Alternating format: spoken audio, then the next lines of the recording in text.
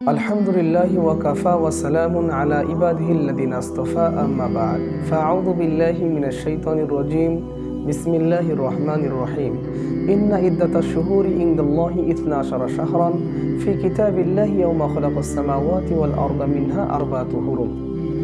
আল্লাহ পাক রব্বুল আলামিনের দরবারে লাখো কোটি শুকরিয়া, যেই মহান রব্বুল আলামিন আমাদেরকে রজব মাসে উপনীত হওয়ার তৌফিক দান করেছেন।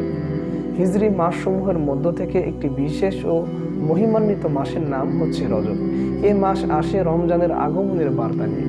রজব শব্দের অর্থ হলো সম্মানিত, মহিমান্বিত। জাহিলিয়াতের যুগে আরবরা এই মাসটিকে অন্যান্য মাসের তুলনায় অধিক সম্মান করতেন।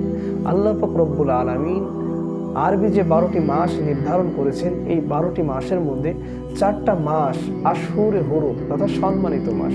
তার মধ্য থেকে রজব মাস অত্যন্ত সম্মানিত ও ফজিলতপূর্ণ। আল্লাহ পাক রব্বুল আলামিন কালামুল্লাহর মধ্যে বলেন, ইন্না ইদ্দাতাশ শুহুরি ইনদাল্লাহি 12 শাহরান ফি কিতাবিল্লাহি ইয়াওমা খালাকাস সামাওয়াতি ওয়াল আরদা মিনহা আরবা'াতুন হুরুম। আসমান সমূহ জমিন সৃষ্টির দিন থেকে বিধান ও গণনার মাসই হচ্ছে 12টি। আর এই 12টি মাসের মধ্যে 4টা মাস হচ্ছে সম্মানিত। তার মধ্য থেকে রজব মাস অত্যন্ত গুরুত্বপূর্ণ, ফজিলতপূর্ণ। মহানবী সাল্লাল্লাহু আলাইহি ওয়াসাল্লাম এই রজব মাসের চাঁদ দেখা দিলেই তিনি সেখান থেকে আমলের পাল্লাটা ভারী করে দিতেন, আমল বেশি বেশি করতেন। হাদিস শরীফের মধ্যে আসছে, হযরত আনাস রাদিয়াল্লাহু তাআলা আনহু এর সূত্রে বর্ণিত, মহানবী সাল্লাল্লাহু আলাইহি ওয়াসাল্লাম যখন এই রজব মাসের চাঁদ দেখা দিত তখন তিনি এই দোয়াটি বেশি বেশি পাঠ করতেন, আল্লাহুম্মা বারিক লানা ফি রজব ওয়া শাবান ওয়া বাল্লিগনা রমাজান।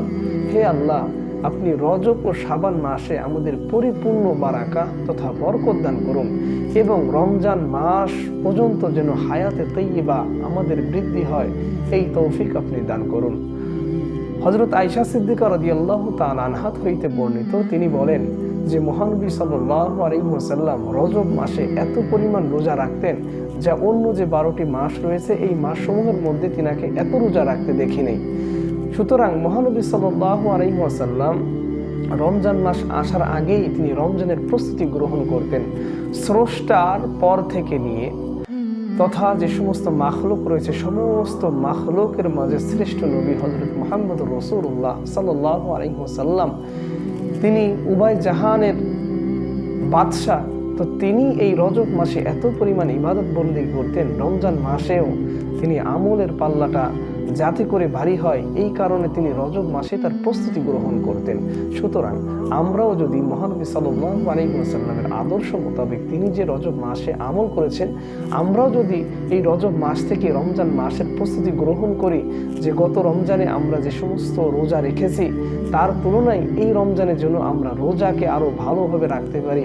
গত রমজানে আমাদের তাহাজ্জুদ নামাজ যদি আমরা পড়তে না পেরেছি, এই রমজানে যেন আমরা তাহাজ্জুদ নামাজ আদায় করতে পারি, সেহেরিগুলো ঠিকমতো খাইতে পারি, দুনিয়াবি যে সমস্ত কাজকর্ম রয়েছে সমস্ত কাজকর্ম আমরা এখন থেকেই করে কমাই ফেলাই, যাতে করে রমজান মাসে একমাত্র আল্লাহ তাআলার দিদার, আল্লাহ তাআলার সান্নিধ্য লাভের জন্য যেন পুরা মাসটা কুরবান করে দিই। আল্লাহ পাক রব্বুল আলামিন আমাদের সকলকে এই রজব মাসে বেশি বেশি করে এই দোয়াটি পাঠ করার তৌফিক দান করুন। আল্লাহুম্মা বারিক লানা ফি রজব ওয়া শাবান ওয়া বাল্লিগনা রমাজান।